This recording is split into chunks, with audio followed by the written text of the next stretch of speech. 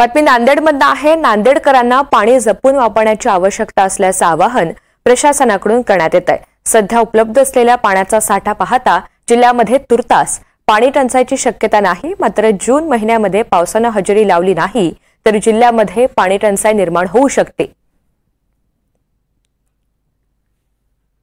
याचा आढावा घेतलेला आहे आमचे प्रतिनिधी योगेश लाटकर यांनी।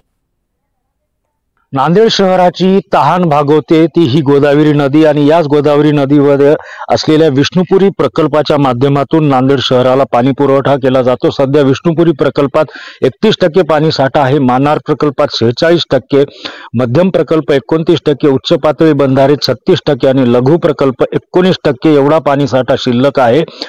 सध्या जिल्ह्यामध्ये 14 टँकरद्वारे पाणी पुरवठा सुरू आहे तर 91 विहिरींचे अधिग्रहण झालेले आहे।